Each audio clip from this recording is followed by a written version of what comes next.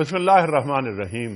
इन्नल्लाह व मलाइकतहु युसल्लूना अलन नबी या अय्युहल्लज़ीना आमनू सल्लु अलैहि व सल्लिमू तस्लीमा। अल्लाहुम्मा सल्लि अला सय्यिदिना व नबिय्यिना व शफीयना व मौलाना मुहम्मद व अला आले मुहम्मद व बारिक व सल्लिम। मोहतरम ख़वातीन व हज़रात, अस्सलाम वालेकुम। पयाम सुबह के साथ एक बार फिर हाजिर मैं हूँ आपका मेज़बान अनीक अहमद। ख़वातीन व हज़रात, सूरह आले इमरान बात हो रही है, रफ्ता रफ्ता हम आगे बढ़ रहे हैं। कल हमने आयत नंबर 186 पर तफसीली बात की कि अल्लाह ताला फरमा रहा है मुसलमानों से कि जान और माल दोनों में हम आजमाएंगे। और दूसरी बात यह कि जो अहले किताब हैं और ये जो मुशरिकीन हैं, इनसे बहुत सी बातें सुनने को मिलेंगी, बड़ी तकलीफ दे बातें सुनने को मिलेंगी, लेकिन क्या करना है? सब्र और तकवे से काम लेना है।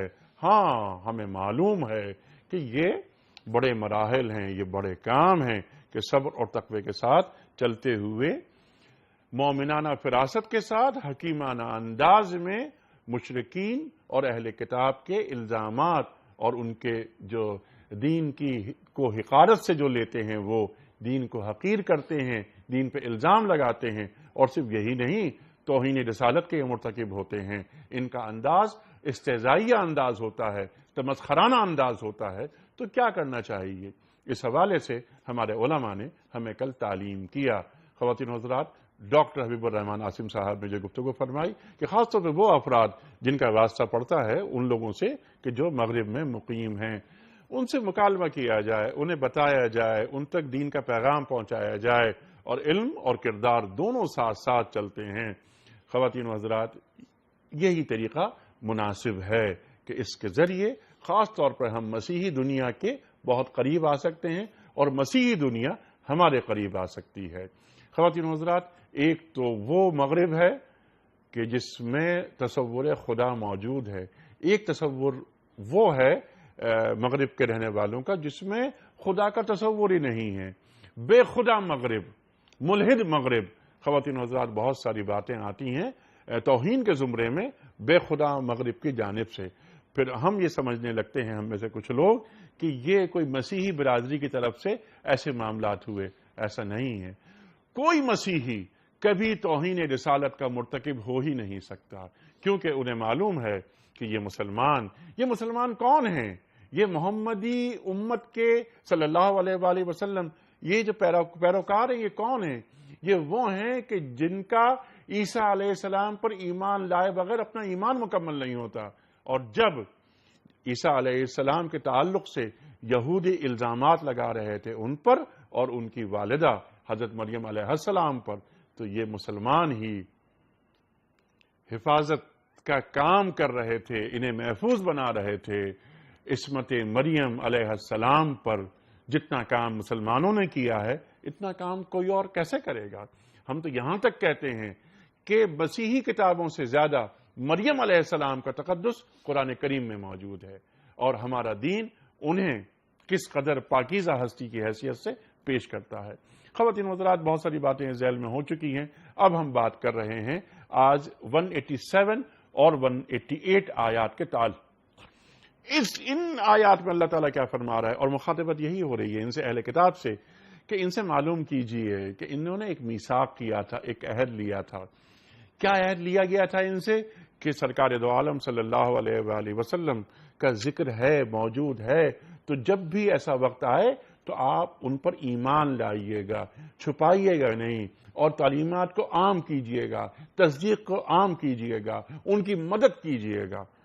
ख़वातीन हज़रात, फिर इन्होंने क्या किया कि इन्होंने किताब के अहकाम को पसे पुश डाल दिया और अपनी किताब की आयात को चंद टकों में बेच दिया।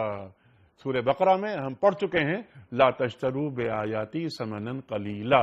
ख़वातीन हज़रात, इस ताल्लुक से हम बात करेंगे, और फिर ये कि ये समझते हैं कि ये अजाब से महफूज रहेंगे, तो ऐसा नहीं हो सकता कि ये अजाब से महफूज रहें। इन्होंने जो आमाल किए हैं उसका अजर, सज़ा या जज़ा वो अल्लाह ताला इन्हें दे देगा। फिर एक और बात जो बहुत अहम बात है इस ज़ैल में, वो ये कि ये उन कामों की दाद पाना चाहते हैं, उन कामों का ये सवाब लेना चाहते हैं जो काम इन्होंने किए ही नहीं। ख़वातीन हज़रात, इसको भी जोड़ेंगे حالات حاضرہ سے کہ یہ آیات ہم سے کیا مخاطبت کر رہی ہیں. قرآن کریم آج ہمیں کس انداز میں ان دو آیات کے ذریعے درس دے رہا ہے. جن ہم جرائم کی بات کرتے ہیں، جن گناہوں کی بات کرتے ہیں، جن سے یہ اہل کتاب جن کے مرتکب ہوئے، کہیں ایسا تو نہیں کہ یہ ہم بھی یہی کام کر رہے ہوں، ہمارے بھی اعمال ایسے ہو گئے ہوں. خواتین حضرات، بہت ساری باتیں اس ذیل میں آئیں گی. کراچی میں تشریف فرما ہے محترم مفتی نذیر احمد خان صاحب. خواتین حضرات، ممتاز عالم دین، فارغ التحصیل، دارالعلوم کراچی سے، ڈائریکٹر ریسرچ، بن نوریا ریسرچ اکیڈمی. خواتین حضرات، اسلام آباد میں تشریف فرما ہے محترم استاد ڈاکٹر حبیب الرحمان عاصم صاحب. ڈاکٹر صاحب السلام علیکم. وعلیکم السلام ورحمۃ اللہ وبرکاتہ. ڈاکٹر صاحب آپ کا بہت شکر گزار، آپ تشریف لائے. خواتین و حضرات، ڈاکٹر صاحب پڑھاتے ہیں انٹرنیشنل اسلامک یونیورسٹی اسلام آباد میں. پیام صبح میں تشریف لاتے رہتے ہیں اور ہمیشہ ہم آپ سے سیکھتے رہتے ہیں. پروگرام کا آغاز اللہ تعالیٰ کے بابرکت نام سے. 187 188 آل عمران. اعوذ باللہ من الشیطان الرجیم. بسم اللہ الرحمن الرحیم.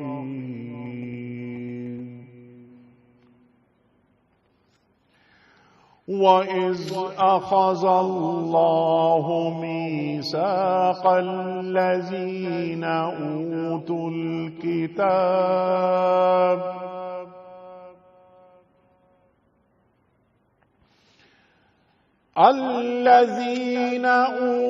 الْكِتَابَ لَتُبَيِّنُنَّهُ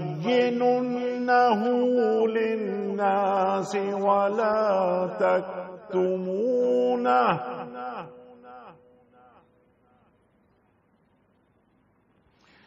فَنَبَذُوهُ وَرَاءَ ظُهُورِهِمْ وَاشْتَرَوْا بِهِ ثَمَنًا قَلِيلًا فَبِئْسَ مَا يَشْتَرُونَ.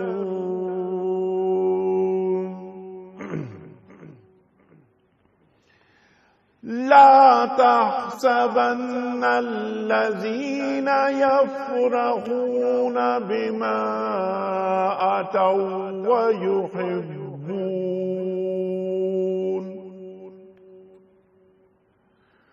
ويحبون أن يحمدوا بما لم يفعلوا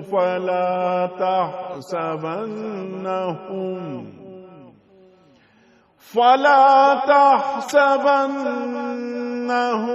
بمفازة من العذاب وَلَهُمْ عَذَابٌ أَلِيمٌ. صدق اللہ العظیم. اللہ تعالیٰ ارشاد فرما رہا ہے کہ ان اہل کتاب کو وہ عہد بھی یاد دلاؤ جو اللہ نے ان سے لیا تھا کہ تمہیں کتاب کی تعلیمات کو لوگوں میں پھیلانا ہوگا، انہیں پوشیدہ رکھنا نہیں ہوگا، مگر انہوں نے کتاب کو پس پشت ڈال دیا اور تھوڑی قیمت پر اسے بیچ ڈالا. کتنا برا کاروبار ہے جو یہ کر رہے ہیں. آپ ان لوگوں کو عذاب سے محفوظ نہ سمجھیں جو اپنے کرتوتوں پر خوش ہیں اور چاہتے ہیں کہ ایسے کاموں کی تعریف انہیں حاصل ہو جو فی الواقع انہوں نے کیے ہی نہیں. حقیقت میں ان کے لیے دردناک سزا تیار ہے. صدق اللہ العظیم. خواتین حضرات، اس سے پہلے کہ چلیں ہم محترم ڈاکٹر صاحب کی جانب، کل کے پوچھے گئے سوال کا درست جواب. اور آج کا سوال، کس پیغمبر کے لیے اللہ تعالیٰ نے لوہے کو نرم کر دیا تھا؟ درست جواب حضرت داؤد علیہ السلام. آج کا سوال نوٹ فرما لیجئے.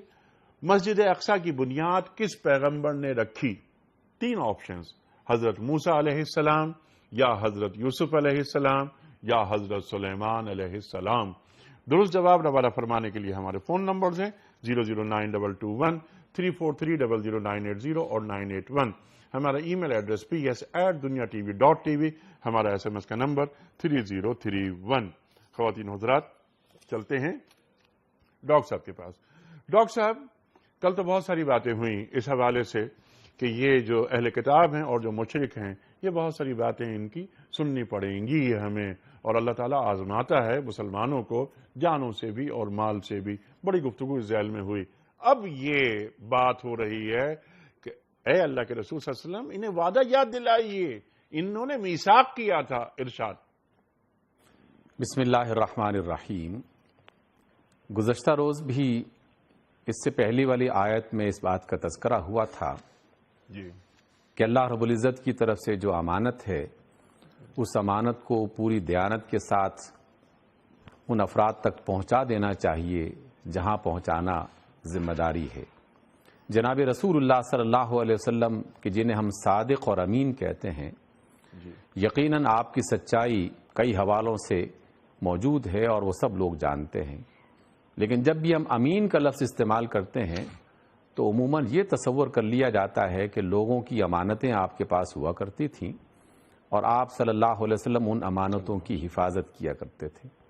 حالانکہ آپ صلی اللہ علیہ وسلم کا سب سے زیادہ امین ہونے کا جو تصور ہے وہ یہ کہ اللہ کی طرف سے جو وحی آئی وہ مکمل کی مکمل بغیر کسی کمی بیشی کے لوگوں تک پہنچا دی گئی.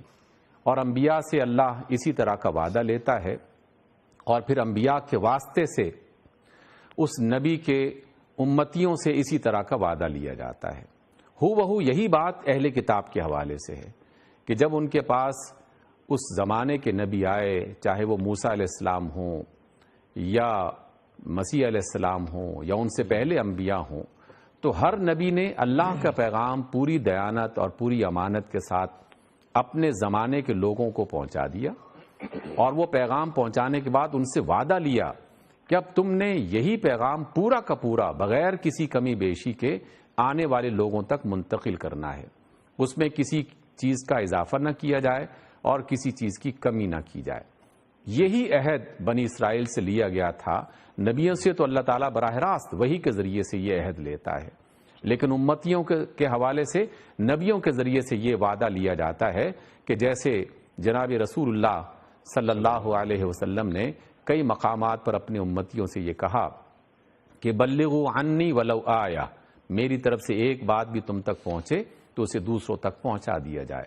خطبہ حجۃ الوداع کے آخر میں فرمایا کہ جو موجود ہیں وہ ان افراد تک یہ بات پہنچا دیں جو کو موجود نہیں ہیں، جو حاضر ہیں وہ غائب افراد تک یہ بات پہنچا دیں.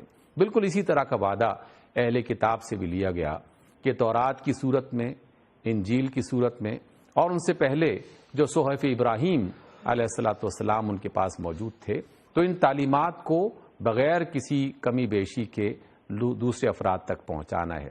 گزشتہ روز بھی اس بات کا ذکر ہوا تھا کہ جب رحمت کی بات آئی اور اہل کتاب کی طرف سے جناب موسیٰ علیہ السلام نے یہ دعا کی کہ اللہ تعالیٰ تو ہمارے لیے اپنی رحمت لکھ دے، تو اللہ تعالیٰ نے فرمایا کہ میں اپنی رحمت ان لوگوں کے لیے لکھوں گا کہ جو ایمان لاتے ہیں، جو زکوٰۃ ادا کرتے ہیں، اور پھر اس کے ساتھ مزید آگے بڑھایا کہ جو اس نبی کی پیروی کرتے ہیں، الذین یتبعون الرسول النبی الامی، جو نبی اور امی ہیں اور جو رسول ہیں. اور وہ نبی اور امی اور رسول کون ہیں؟ الذی یجدونہ مکتوبا عندہم فی التوراۃ والانجیل. گزشتہ روز بھی اس بات کا حوالہ اسی وجہ سے کیا گیا تھا کہ یہ انجیل میں لکھا گیا کہ ایک نبی آئیں گے کہ جن کا نام احمد ہوگا اور وہ اللہ کے پیغام کی تکمیل کریں گے، اور تمہیں چاہیے کہ جس طرح تم نے مجھے مانا اللہ کا نبی، اسی طریقے سے جناب احمد صلی اللہ علیہ وسلم ان کو بھی اللہ کا رسول تسلیم کرنا اور اسی پیغام کو آگے بڑھانا. تو یہ بات انجیل میں بھی لکھی گئی، اس کا تذکرہ تورات میں بھی کیا گیا. لیکن لوگوں نے کیا کیا کہ چند ٹکوں کے بدلے میں یا تھوڑی سی دولت حاصل کرنے کے چکر میں یا اپنی تھوڑی سی سرداری اور عزت کو بچانے کے چکر میں اس آیت ہی کو درمیان میں سے حذف کر دیا. اس وجہ سے کہا گیا اللہ تعالی کی طرف سے کہ جو بھی پیغام اللہ کی طرف سے آئے اسے چھپایا نہ جائے. جناب رسول اللہ صلی اللہ علیہ وسلم نے فرمایا، اور خاص طور پر ان اہل علم کے لیے یہ فرمایا کہ من کتم علما یلجم بلجام النار یوم القیامتی اور بلجام من النار یوم القیامتی، کہ جس نے علم کو چھپایا، کہ جس کا اظہار کرنا، جس کو بیان کرنا اس وقت کے صاحب علم کی ذمہ داری بنتی ہے، اگر اس نے اس علم کو چھپایا تو قیامت کے روز آگ کی لگام اس کی زبان پر یا اس کے منہ میں ڈالی جائے گی، گویا کہ اسے سخت ترین عذاب سے دوچار کیا جائے گا کہ اللہ کی وہ امانت جو کلام کی شکل میں، تعلیم کی شکل میں اہل علم تک پہنچی، انہوں نے اس امانت میں خیانت کی اس انداز میں کہ یا تو پورا پیغام نہیں پہنچایا، اور یا پھر پیغام کو اپنی مرضی سے رد و بدل کر دیا، اور یا پھر تھوڑا سا پیسہ لے کر جو فتویٰ لینے والا فرد ہے اس کی مرضی کے مطابق اسے فتویٰ دے دیا۔ تو اس بات کی طرف آج کی آیت سب سے پہلی رہنمائی کر رہی ہے۔ سبحان اللہ، سبحان اللہ۔ مفتی صاحب، میثاق لیا، عہد ہوا کہ نہیں چھپانا، تعلیمات کو پھیلانا، لیکن یہی اہل کتاب جو الزامات لگا رہے ہیں، ان کی باتیں سننی پڑ رہی ہیں اہل ایمان کو، ان کا رویہ اور ان کا عمل، یہ ارشاد فرمائیے۔ بسم اللہ الرحمن الرحیم۔ اس آیت کا پچھلی آیت یا آیات سے ربط اس آیت میں بتایا یہ جا رہا ہے کہ تعلیم کے مراحل سے ایک شخص گزرے، لیکن ابتلا اور آزمائشوں کے مراحل سے نہ گزرے، تو پھر حالت یہ ہو جاتی ہے کہ علم وہاں استعمال ہوتا ہے جہاں مفاد حاصل ہوتا ہے، اور وہاں انسان دین کو بیان نہیں کرتا جہاں مفاد متاثر ہوتا ہے۔ پھر دین ایسا ہوتا ہے کہ اپنی ذمہ داریاں کیا ہیں، علم پھر اس کے لیے استعمال نہیں ہوتا کہ میں اپنی ذمہ داریاں پوری کروں، اور میں جو میری ذمہ داریاں ہیں، لوگوں کی ذمہ داریاں، لوگوں کو ان کی ذمہ داریاں بتاؤں اور اپنی ذمہ داری پوری کروں۔ ان آیت کے اندر جو عہد کا وَإِذَا أَخَذَ اللَّهُ مِيثَاقَ الَّذِينَ أُوتُوا الْكِتَابَ، یہی اہل کتاب تھے جنہوں نے کتاب سے ایک بات نکالی اپنی طرف سے، اور وہ بات یہ نکالی کہ ہم نے ان اللہ عہد الینا، اللہ نے ہم سے یہ عہد کیا ہے کہ جو بھی پیغمبر آئے گا اس پیغمبر کے پاس ایک معجزہ ہونا چاہیے، اور معجزہ کیا ہے کہ وہ قربانی کرے گا اور آسمان سے ایک آگ آئے گی جو اس کو جلائے گی، ٹھیک ہے۔ اسی کو پڑھ پڑھ کے سنا رہے تھے۔ قرآن یہ کہتا ہے کہ دوسروں کی ذمہ داری جو حقیقت میں ذمہ داری ایک پیغمبر کی ہے بھی کہ نہیں ہے، تم نے ذمہ داری بنا کے لوگوں کے سامنے پیش کر رہے کہ ہم سے تو کتاب میں یہ کہا گیا، ہم سے تو یہ کہا گیا۔ تم ذرا توریت کھول کے یہ بھی تو دیکھ لو، لوگوں کے سامنے یہ بھی بیان کر دو کہ تمہاری ذمہ داریاں کیا ہیں، تمہاری ذمہ داری ہے کیا۔ تمہاری جو ذمہ داری ہے وہ ذمہ داری قرآن کریم نے دو قسم کی ذمہ داریاں بیان کی، لَتُبَيِّنُنَّهُ، اور دوسرے نمبر پہ جو ذمہ داری ہے وہ وَلَا تَكْتُمُونَ، چھپانا، ٹھیک ہے۔ ضرور بھی ضرور بیان کرو گے، ضرور بھی ضرور بیان کرو گے، کس کو؟ توریت کو، یا تو اس کا جو وہ ہے، اس کا جو صلہ ہے وہ ہے حق کو بیان کرو گے، جو توریت کی صورت میں وہ حق جو توریت میں محفوظ ہے، اس حق کو تم ضرور بھی ضرور بیان کرو گے۔ ان کی ذمہ داری یہ تھی جو ان کی کتابوں میں ہے، وہ یہ ہے کہ 7 سال میں ایک دفعہ بنی اسرائیل کے مرد و زن، چھوٹے بڑے، سب کو جمع کر کے شروع سے آخر تک پوری توریت سنا دی جائے، الفاظ بھی سنائے جائیں اور اس کا ترجمہ اور مفہوم بھی سمجھایا جائے، تاکہ لوگوں کی زندگیاں توریت کے مطابق ہوں۔ اچھا، یہ جو عہد جو ان سے لیا گیا، علماء کی یہ ذمہ داری بنائی گئی کہ تم نے دین پہ عمل بھی کرنا ہے، تعمیل بھی کروانا، تبلیغ بھی کرنا، اپنی زندگی بھی کتاب کے مطابق بنانی ہے، لوگوں کی زندگیوں کو بھی اس کے مطابق بنانا ہے۔ تم نے کیا وہ ذمہ داری پوری کی؟ وہ ذمہ داری جو تم نے ابھی تک، تم نے یہ تک اس ذمہ داری میں سستی کی کہ ایک دور حضرت موسیٰ علیہ السلام کے بعد 700 سال کے بعد پھر عہد یہ آیا کہ بنی اسرائیل کو یہ تک معلوم نہیں تھا کہ توریت کی اللہ کی کوئی کتاب بھی ہے کہ نہیں ہے، ٹھیک ہے۔ لَتُبَيِّنُنَّهُ لِلنَّاسِ، قرآن کریم اسی عہد کو یاد دلا رہا ہے۔ وَإِذْ أَخَذَ اللَّهُ مِيثَاقَ الَّذِينَ أُوتُوا الْكِتَابَ لَتُبَيِّنُنَّهُ لِلنَّاسِ، کہ تم ضرور بھی ضرور اس کتاب کو بیان کرو گے، للناس، لوگوں کے سامنے، وَلَا تَكْتُمُونَهُ، ہو کی ضمیر یا تو کتاب کو بنا لیں یا پیغمبر پاک صلی اللہ علیہ وسلم، اگر مرجع پیغمبر پاک صلی اللہ علیہ وسلم کو بنائیں تو خصوصیت کے ساتھ آپ کا ذکر ہو رہا ہے کہ خاص طور پر جناب رسول اکرم صلی اللہ علیہ وسلم کا ذکر کرو گے، آپ کی علامات اور جو بشارتیں ہیں پیغمبر پاک صلی اللہ علیہ وسلم کی جو خوبیاں ہیں وہ لوگوں کے سامنے بیان کرو گے۔ یہ تمہاری ذمہ داری، کتاب کا بیان کرنا بھی اور نبی آخر الزمان صلی اللہ علیہ وسلم کی آمد اور آپ کی خصوصیات بیان کرنا یہ تمہاری ذمہ داری ہے، یہ تمہاری ذمہ داری ہے۔ اب یہ جو ذمہ داری تھی، اس ذمہ داری یا تو ہم ہو کو جناب رسول اکرم صلی اللہ علیہ وسلم کو مرجع بنا دیں، اور اگر کتاب کو بھی بنا دیں تو کتاب میں ذکر جناب رسول اکرم صلی اللہ علیہ وسلم کا بھی تھا، لیکن نہ کتاب کو صحیح طور پہ تم نے بیان کیا، نہ پیغمبر پاک صلی اللہ علیہ وسلم کی آمد کو تم نے صحیح انداز میں بیان کیا، بلکہ ڈاکٹر صاحب یہ کیا کہ کتاب کو پس پش ڈال دیا۔ فَنَبَذُوهُ وَرَاءَ جی، اب کتاب کو پس پش ڈال دیا، نمبر 1، اور نمبر 2 یہ کہ کتاب کو معمولی قیمت پر بیچ دیا، ان کی آیات کو۔ ذرا اس پر گفتگو فرمائیے، اور ذرا تھوڑا سا ہم اس کو حالات حاضرہ سے جوڑتے ہیں۔ کتاب کے اوپر سے پش ڈالنا اور یہ جو کام کر رہے ہیں، آج ہمارے پاس کیا اس قسم کے حالات محسوس نہیں ہوتے کہ وہی ہیں جو بنی اسرائیل کے ساتھ ہوتے تھے؟ ارشاد۔ جناب رسول اللہ صلی اللہ علیہ وسلم کا فرمان گرامی ہے، اہل ایمان کو توجہ دلانے کے لیے اور انہیں تنبیہ کرتے ہوئے یہ بات فرمائی کہ تم لوگ بنی اسرائیل جیسے تمام قسم کے کام کرنے لگو گے، حتیٰ کہ اگر بنی اسرائیل میں سے کسی شخص نے گوہ کے بل میں گھسنے کا کام کیا تو تم بھی یہ کام ضرور کرو گے۔ یہ بات کیوں کہی گئی؟ اس وجہ سے کہی گئی تاکہ ہم خبردار رہیں، کہیں ایسا نہ ہو کہ ہم سے بھی اسی طرح کے کام شروع ہو جائیں کہ جن کی بنا پر اللہ تعالیٰ کا غضب ان پر مسلط ہو گیا، عذاب اللہ تعالیٰ کی طرف سے آ گیا، اور حق دینے کے بعد پھر وہ گمراہی کے راستے پر چل پڑے۔ اس بات پر ہمیں توجہ دینی چاہیے۔ آج کی آیت میں جو 2-3 باتیں کہی گئی، انہی 2-3 باتوں کو اپنے حوالے سے غور کرنا چاہیے، خاص طور پر ان علماء کو، ان مفتیان کو، ان اہل دانش کو کہ جو وہ مسلم ہونے کا دعویٰ کرتے ہیں اور اسلام کی بات کرتے ہیں یا اسلامی ریاست کی بات کرتے ہیں یا قرآن و سنت کے ماہرین کی بات کرتے ہیں، کہ کیا کہیں یہ والا مرض کسی نہ کسی درجے میں ہمارے اندر تو نہیں داخل ہو گیا کہ ایک کہ اللہ کی کتاب کو مکمل کا مکمل لوگوں کے سامنے بیان کرنے کا، واضح کرنے کا، اس کی تعلیم دینے کا جو عمل تھا، اس عمل میں ہم سے کتنی کوتاہی ہو رہی ہے۔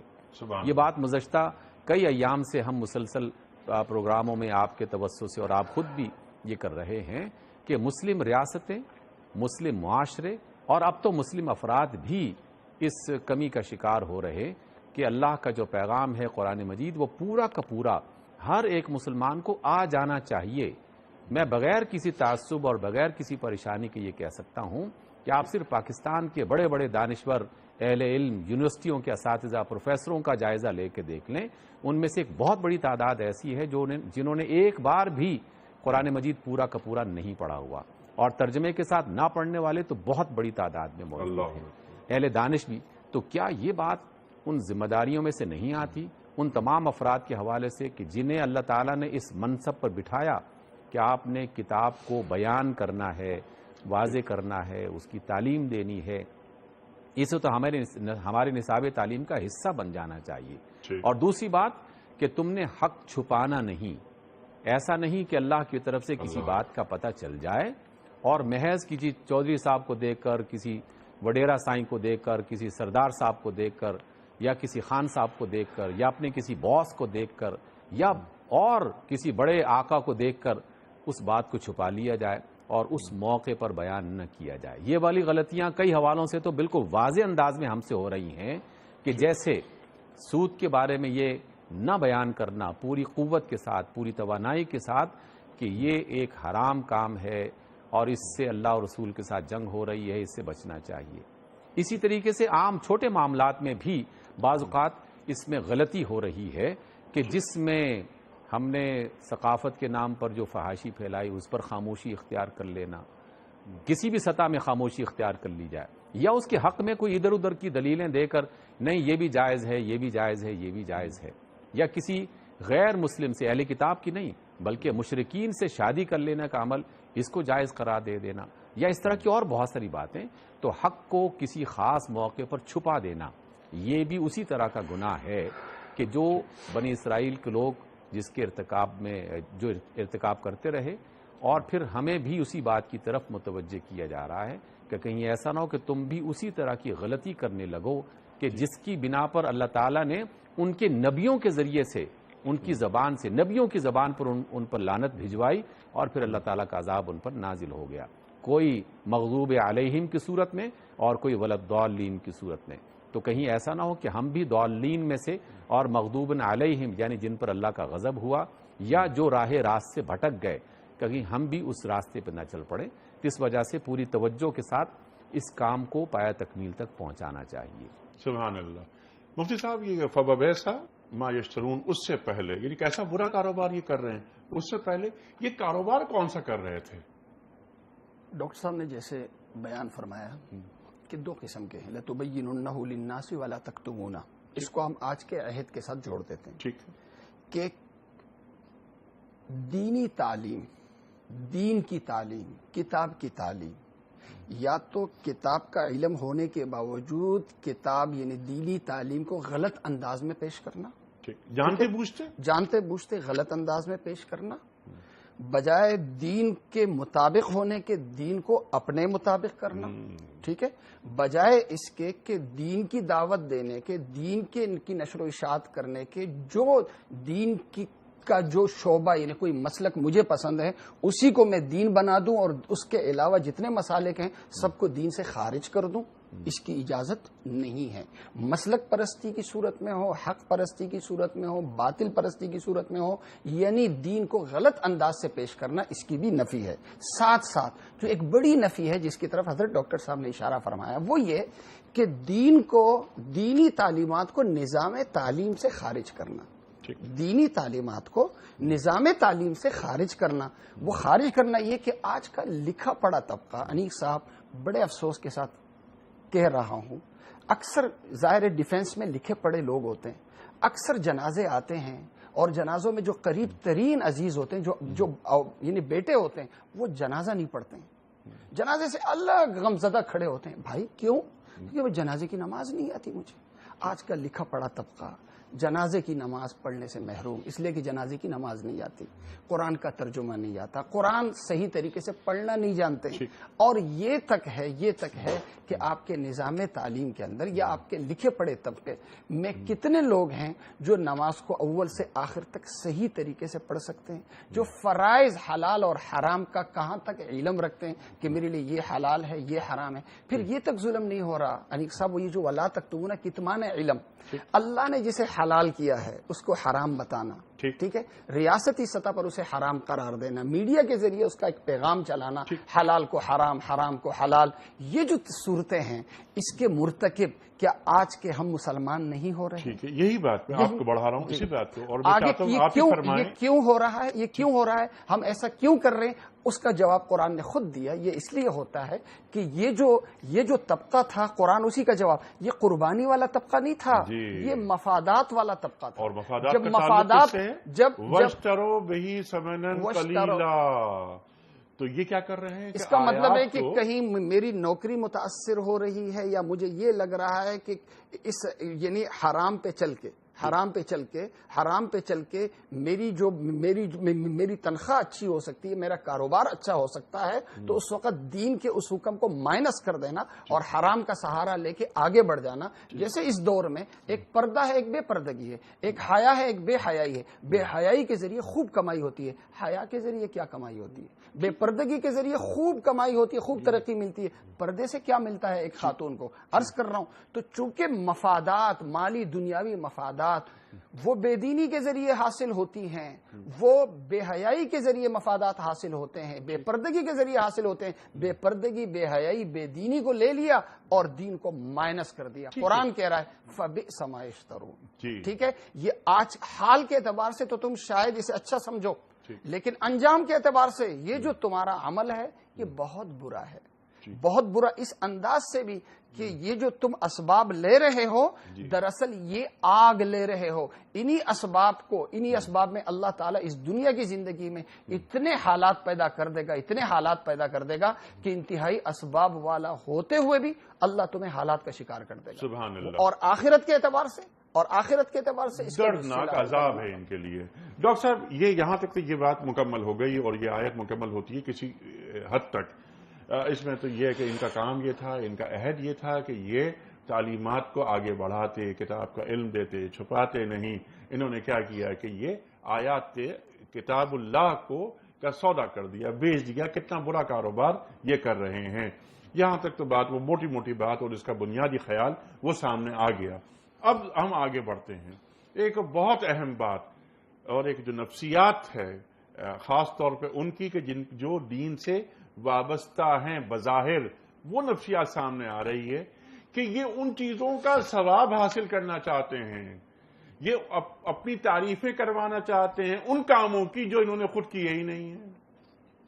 جی بالکل، یہ ایک بہت بڑی خرابی ہے اور اللہ بہت سارے انسانوں کے اندر یہ پائی جاتی ہے، اور یقیناً کم یا زیادہ ہر ایک انسان اس سے گزرتا تو ہے، لیکن جنہیں اللہ تعالیٰ نے بصیرت عطا کر رکھی ہو، علم عطا کر رکھا ہو، جن پر اللہ تعالیٰ کی رحمت اور کرم نوازی ہو، وہ پھر اپنے آپ کو اس گناہ سے بچا لیتے ہیں. اور وہ گناہ ہے کیا یا وہ خرابی ہے کیا؟ وہ خرابی ایک طرح کی نفسیاتی بیماری کی شکل میں کہ ہم بہت معزز ہیں، ہم بہت اچھے ہیں، باقی جو ہیں وہ ہم سے بہت برے ہیں، کمتر ہیں. اپنے آپ کو بڑا سمجھنا، اپنے آپ کو نیک سمجھنا، اپنے آپ کو کامیاب سمجھنا، اپنے آپ کو دنیا اور آخرت دونوں کی فلاح و بہبود کا جو حقدار سمجھنا، اسی غلط فہمی میں بنی اسرائیل کے وہ تمام افراد اور علماء خاص طور پر مبتلا ہوئے، اور انہوں نے ہی اپنے لوگوں کو پہنچایا کہ آپ تو اللہ تعالیٰ کے منتخب لوگ ہیں، شعب اللہ المختار. آپ ایک ایسی قوم ہیں کہ جنہیں اللہ تعالیٰ نے بس چن لیا ہے. بس اتنا کافی ہے کہ اللہ تعالیٰ نے تمہیں چن لیا، اب کسی بات کی فکر کی ضرورت ہی نہیں ہے. کوئی کام کرو یا نہ کرو، جنت تو تمہارے حق میں لکھ دی گئی ہے. اس غلط فہمی میں مبتلا ہونے کے بعد پھر وہ تمام بہت سارے حرام کام کہ جنہیں اللہ نے منع کر دیا تھا، حرام کر دیا تھا، آہستہ آہستہ وہ حرام کام حلال ہونے لگے، ناجائز جائز بننے لگے، کیونکہ یہ پروانہ ان کے علماء نے اور ان کے دانشوروں نے ان کے ہاتھ میں تھما دیا تھا کہ اب فکر ہونے کی ضرورت ہی نہیں ہے، تم نے تو باقاعدہ بس ادھر موت آئی اور ادھر جنت میں داخل ہو جانا ہے. بالکل اسی طرح کی بات مسلمانوں میں بھی بعض اوقات در آتی ہے. دیکھیے، ایمان اللہ تعالیٰ کی بہت بڑی نعمت، اس میں کوئی شک نہیں، لیکن وہی اللہ جہاں کہیں ایمان کا تذکرہ کرتا ہے اس کے فوراً بعد وَعَمِلُوا الصَّالِحَاتِ کہ اپنے کردار کو اچھا بناؤ، اپنے عمل کو اچھا بناؤ، اپنی بات کو اچھا بناؤ، اپنے کام کو اچھا بناؤ، اپنی بات کے، کام کے اور کردار کے ذریعے سے تم اپنے ایمان کو ثابت تو کرو کہ واقعی تم ایمان والے ہو، تو پھر تعریف بھی تمہارا حق بنے گا کہ تم یہ کام کر سکتے ہو. اس وجہ سے آج کے دور میں اگر میں اپنے آپ کو اور مسلمانوں کو، ہم اپنے جیسے مسلمانوں کو دیکھتے ہیں تو یقیناً وہ جو ہمارے بزرگ گزرے ہیں، جو اس سے سابقین گزرے ہیں، علماء اور دانشور گزرے ہیں، بڑا کام کیا، لیکن انہی کے نام کو ہم صرف بنیاد بنا کر یہ سمجھتے ہیں کہ ہم بھی کسی زمانے میں ایسے تھے. پیدرم سلطان بود کہ ہمارے جو باپ دادا تھے وہ بادشاہ ہوا کرتے تھے. اب ہمیں بھی سوچنا چاہیے کہ ہم کس راستے پر چل رہے ہیں. کیا واقعی ہم بھی اس کام کو کر رہے ہیں جس کی بنا پر کوئی تعریف کے لائق ہو سکتے ہوں؟ یہی غلطی اہل کتاب کے ان علماء کے ذریعے سے عوام میں پھیلی، اور عوام نے پھر جائز کو ناجائز بنا دیا، حرام کو حلال اور حلال کو حرام بنا دیا. اس مرض میں آہستہ آہستہ ہم بھی مبتلا ہو رہے ہیں، اس پر توجہ کرنی چاہیے. ٹھیک ہے. اس کے ساتھ ساتھ یہ تو حلال کو حرام بنا دیا، حرام کو حلال بنا دیا. اس کے ساتھ ساتھ ڈاکٹر صاحب ایک بات بھی بہت اہم یہ ہے کہ جو کام میں نے کیا ہی نہیں، مجھے توقع یہ ہے کہ اس کی بھی تعریف آپ میری کریں. جی بالکل، یہ ہم عام حالات میں بھی دیکھتے ہیں اور دین کے حوالے سے بھی غالباً اسی غلط فہمی میں مبتلا ہیں. اسی غلط فہمی میں مبتلا ہیں. ایک مجھے خطبہ یاد آ رہا ہے حضرت عیسیٰ علیہ السلام کا جو بائبل میں موجود ہے. وہ فرماتے ہیں کہ دیکھو یہ جو بنی اسرائیل کے علماء ہیں نا، یہ چمکدار روشن قبریں ہیں جو باہر سے بہت ہی خوبصورت بنا دی گئی ہیں، اندر سڑی ہوئی ہڈیاں پڑی ہوئی ہیں. اور آخری بات تم سے میں یہ کہتا ہوں، عیسیٰ علیہ السلام فرما رہے ہیں کہ دیکھو جو علماء یہ باتیں کہیں تو ان باتوں پر عمل کرنا ضروری عمل ہے، تمہارے لیے ضروری ہے یہ کام کہ تم عمل کرو، لیکن ان علماء کی طرح بننے کی کوشش نہ کرنا. سبحان سبحان. کتنی اہم بات. ارشاد. اس آیت کا اگر میں شان نزول عرض کر دوں تو بات واضح ہو جائے گی. اس آیت کے ذریعے عرب کی ایک گندی ذہنیت اور ایک غلط روایت کی نفی ہو رہی ہے. لا تحسبن الذین یفرحون بما اتوا، ہرگز ہرگز نہ سمجھے ان لوگوں کو جو خوش ہوتے ہیں منکرات اور برائیوں کے ارتکاب پر اور چاہت یہ رکھتے ہیں کہ لوگ ان کی تعریف کریں، یعنی کریں برا اور لوگ ان کو اچھا کہیں. فلا تحسبنہم بمفازۃ من العذاب، ہرگز ہرگز یہ عذاب سے نجات پالیں گے، آپ ایسا نہ سمجھیں. زمانے جاہلیت میں جو سب سے بڑا برا ہوتا تھا وہ سب سے بڑا اچھا سمجھا جاتا تھا. سب سے بڑا قاتل، سب سے بڑا دہشت گرد وہ سردار قرار پاتا تھا. بڑا قاتل جو نہیں ہوتا تھا، بڑا دہشت گرد نہیں ہوتا، اسے سردار نہیں بناتے تھے. پیغمبر پاک صلی اللہ علیہ وسلم نے مدینہ ہجرت کی. اگر آپ کی ہجرت نہ ہوتی تو عبداللہ بن ابی بن سلول کو تاج پہنا کر اسے بادشاہ بنا دیا جاتا. یہ عبداللہ بن ابی بن سلول کون تھا؟ روایات میں آتا ہے کہ یہ لڑکیوں کا کاروبار کرتا تھا. باقاعدہ اس نے ایک خانے کنیزوں کو اس کام کے لیے استعمال کرتا تھا. چاہتا کیا تھا؟ کرتا تھا برائی اور چاہت یہ رکھتا تھا کہ مدینے کے لوگ مجھے بادشاہ بنا دیں. انتہائی گندے کام، لیکن کوئی اسے گندا نہ کہے، لوگ اسے سردار کے نام سے یاد کریں. یہ اس صورت میں ہے کہ جب شان نزول منافقین کو ہم بنا دیں، قرار دیں. اسی طرح ایک مصداق اس کا بتایا جا رہا ہے یہود کو. یہود کے جو سردار تھے وہ بھی کئی گندے گندے کاموں میں ملوث تھے. خود یہ کعب بن اشرف جو بڑی عزت رکھتا تھا یہود میں اور بڑا مقام رکھتا تھا مدینے میں، لیکن کام یہ کیا تھا؟ یہ شاعر بھی تھا. ازواج مطہرات اور مسلمانوں کی خواتین کو کا گندا تذکرہ جو ہے وہ اپنے اشعار میں کرتا تھا. ایک شریف النفس انسان کیا ایسا کر سکتا ہے؟ ایسا کر سکتا ہے؟ قرآن کریم یہ کہہ رہا ہے کہ یہ اس قسم کے لوگ ہیں. آج کے عہد سے اگر اسے ہم جوڑیں تو ہم یہ کہیں کہ آج ہوتے ہم برے ہیں، ہوتے بے حیا ہیں، ہوتے بے شرم ہیں، لیکن چاہتے یہ کہ دنیا ہمیں سٹار کہے، دنیا ہمیں ہیرو کہے، دنیا ہمیں سب سے بڑے انسان کہیں. عرض یہ ہے کہ اگر آپ نے حقیقت میں اچھا ہونا ہے، ایک ہے اچھا دکھنا، ایک ہے اچھا ہونا. اگر آپ نے اچھا ہونا ہے حقیقت میں تو ضروری ہے کہ آپ جو حقیقت میں جو اچھائیاں ہیں ان کی آپ کو پابندی کرنی پڑے گی. حقیقت میں اگر آپ اچھائیوں کو اپنائیں گے تو لوگ دل سے آپ کی عزت کریں گے، لوگ دل سے آپ کی عزت کریں گے. ورنہ ہوگا یہ کہ میڈیا پہ تو شور بہت ہوگا، شور ہوگا اور شوہرا ہوگا، شور ہوگا اور شوہرا ہوگا، لیکن یہی شوہرا، یہی شہرت آپ کے لیے آفت اور مصیبت بنے گی. بظاہر دکھے گا آپ کو یہ کہ آپ کا بڑا نام ہو رہا ہے، لیکن یہی ناموری آپ کی تذلیل کا سبب بنے گی. اللہ تعالیٰ نے ایسے لوگوں کو جو اپنی شہرت کے آسمان پہ تھے، اللہ تعالیٰ نے چند منٹوں میں زیرو کر دیا. یہ ان الذین یحبون ان الذین قرآن کریم میں کہ جو فحاشی پھیلانا چاہتے ہیں، جو فحاشی، اللہ تعالیٰ ان کو سزا اس دنیا میں بھی دے گا اور آخرت میں بھی دے گا. تو یہ حکم ہمیں حکم ہے کہ اللہ تعالیٰ نے کامیابی رکھی ہے ایمان اور ایمان کے تقاضوں کے ساتھ. ایمان اور ایمان کے تقاضوں کے ساتھ آپ نے ایمان کے تقاضوں پہ اگر آپ پورا اتر رہے ہیں تو اللہ تعالیٰ لوگوں کے دلوں میں آپ کی عزت پیدا کر دے گا اور اللہ تعالیٰ حقیقی کامیابی سے آپ کو ہمکنار کر دے گا. ورنہ کچھ برے لوگ اگر آپ کو اچھا کہیں گے بھی، لیکن حقیقت میں آپ اچھے بالکل نہیں ہو سکتے. حقیقت میں اچھے بالکل نہیں ہو سکتے. یہ حقیقت تک پہنچنا بڑا کار دارد ہے. یہ بہت اہم بات آپ نے فرمائی. اور ڈاکٹر صاحب یہ جو بات ہے کہ یحبون ان یحمدوا بما لم یفعلوا، اللہ اکبر. انسانوں کو تو دھوکہ دے سکتا ہے یا اپنے آپ کو دھوکہ دینے کا آغاز اپنے آپ کو دھوکہ دینے سے ہوتا ہے. تو میں اپنے آپ کو دھوکہ دے سکتا ہوں، انسانوں کو دھوکہ دے سکتا ہوں، کیا میں اللہ کو دھوکہ دے سکتا ہوں؟ کاش کہ یہ بات سمجھ میں آ جائے. اور جس بندے کو یہ بات سمجھ میں آ جاتی ہے پھر وہ اس بات کی جرأت تو کیا اس کا سوچ بھی نہیں سکتا. وہ اللہ جو دلوں کے حال کو جانتا ہے اور دلوں کی دھڑکن کو جانتا ہے، کیسے ممکن ہو سکتا ہے کہ انسان کوئی کام کرے اور وہ نہ جانتا ہو، کوئی بات کہے اور وہ نہ جانتا ہو، اور کوئی کام نہ کرے اور اس کا علم اللہ رب العزت کو نہ ہو. انسان کسی گناہ کا ارتکاب اسی صورت میں کرتا ہے جب اللہ تعالیٰ کا تصور یا اس کا علیم اور خبیر، یعنی وہ ہر چیز دیکھ رہا ہے، ہر چیز سن رہا ہے، ہر چیز جانتا ہے، یہ والا تصور وقتی طور پر یا زیادہ دیر تک اس کی نظر سے اوجھل ہو جاتا ہے. ٹھیک. وہ یہ سمجھنے لگتا ہے کہ بس یہ کام کر لو، اس سے کوئی فرق نہیں پڑتا.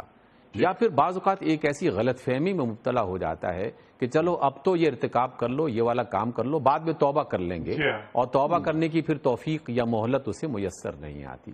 تو اس طرح کی غلط فہمی میں انسان ہمیشہ سے مبتلا ہوتے رہے. لیکن اس کا علاج یہی ہے کہ اللہ رب العزت نے آخر کیوں ہر 15-20 آیتوں کے بعد اپنا یہ تعارف کروایا ہے کہ وہ ہر چیز کو دیکھ رہا ہے، ہر چیز کو سن رہا ہے، ہر چیز کو جانتا ہے، اور تمہارے اعمال لکھے جا رہے ہیں کرامن کاتبین کی شکل میں. تمہارے اپنے جسم جو ہیں وہ خود ان کے اعضاء اس کو محفوظ کر رہے ہیں. اور یہ دیکھو تم ایک ذرا بھر بھی خیر کرو گے تو وہ بھی دیکھ لو گے، اور اگر ذرا بھر بھی شر کرو گے تو وہ بھی دیکھ لو گے. یہ ساری باتیں بار بار کیوں بتائی جا رہی ہیں؟ اسی بنیاد پر بتائی جا رہی ہیں کہ تم جو کر رہے ہو وہ محفوظ ہے. ما یلفظ من قول الا لدیہ رقیب عتید. میں ایک لفظ بھی اپنی زبان سے کوئی ایسا ادا کروں، ایسا نہیں ہو سکتا کہ وہ ہوا میں تحلیل ہو جائے اور کوئی شخص اس کو جان نہ پائے. شخص جانتا ہو یا نہ جانتا ہو، اللہ تعالیٰ کے ہاں اس کو لکھا جا چکا ہے اور وہ محفوظ ہے.